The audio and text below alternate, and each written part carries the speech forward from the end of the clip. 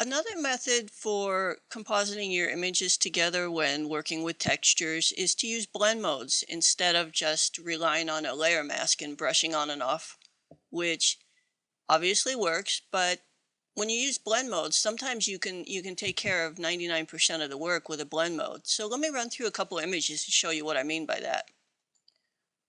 First example, I have an image that's on a white background.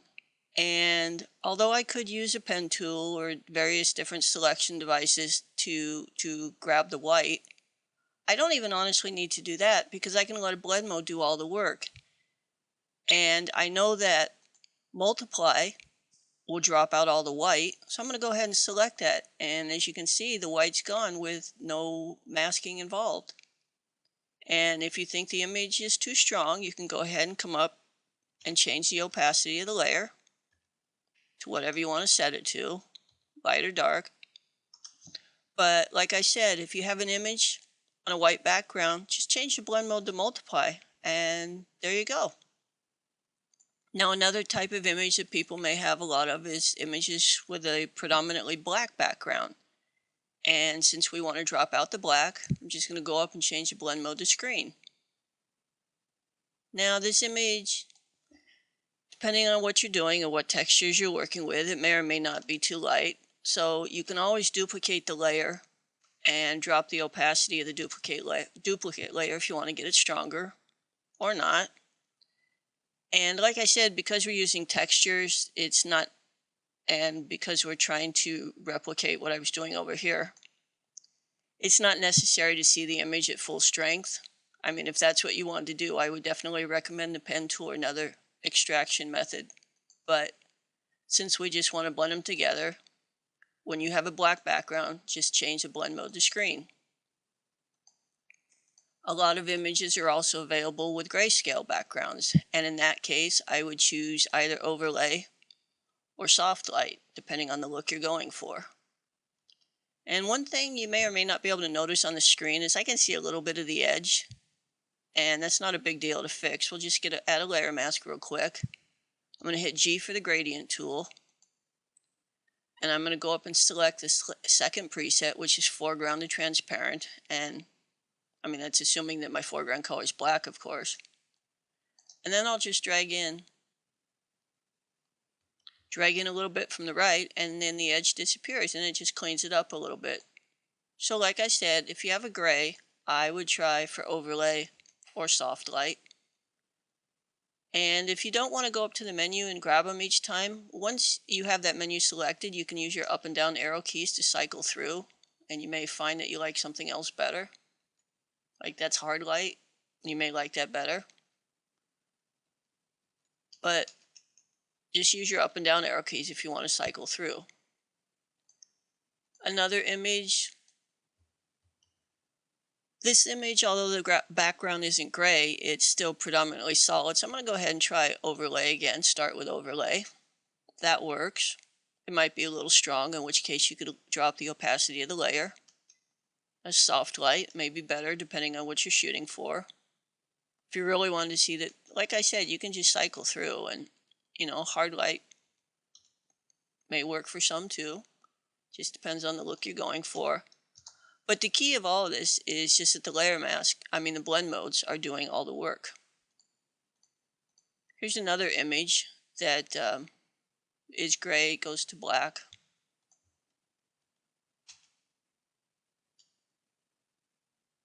Again, it depends what you're trying to go for. And this one, I'd actually probably add a bit of a mask. And one thing I like to do is I always make sure the opacity of my layer mask is at 50%, and at 100%, and I'll show you why in a second as to how I adjust that. But if you do it at some percentage and you want to go back later and adjust it, it's still possible, but it's a little bit harder and it adds more steps. And you have to adjust it and go back and forth with darker and lighter, maybe even add a levels or curves adjustment layer to fix it. But I'm going to go ahead and do it at 100% and just brush it off. I'm being real sloppy. I'm not real concerned about it. And then I come over to the layer mask thumbnail in the layers panel, and I double click on it, and it brings up the properties dialog box. And in here, I can come up to the density slider, which is basically the same as opacity, and I can adjust it from there. And if I alt-click on the layer mask thumbnail, you can see what I'm doing. There's 100%, and I can take it down to 0, which is basically like there isn't anything, and then adjust it to anything in between. And since this is non-destructive, I can go back at any time and change this if I want to. So I like doing it that way. Now, all of those image types are pretty easy to work with, but I'm guessing that people are usually going to have an image with a pretty busy background. But there's still a fairly easy way to do this. And since there's pretty good contrast between the subject and the background, I'm going to go ahead and try an easy way and just use a quick selection tool. Let me zoom in a little bit so I can see this. And I picked the subject up pretty easy. I'm going to go ahead and grab the dock too, so that he's not floating there once we mask this off. Hit the Z key and drag with my mouse to zoom in. Touch up the edge a little. If I get too much and I want to take it off, I just hold down the Alt key, take some off. And I'm not worried about this being too precise because it's not going to be isolated and obvious. It's going to be blended with the texture. So I'm going to go for close here. Now this might be the point that some people would go up to select and modify and feather because they want to feather the edge of the mask so it's not such a sharp edge. But although that works, it's a destructive technique and I'm not a real fan of that. So instead of select, modify, and feather, I'm going to do select, modify, and contract instead. And I'm going to contract my selection. It'll depend on the resolution of your images, but for this one, I'm going to do about 5 pixels and say OK. And I'm going to zoom in so you can see.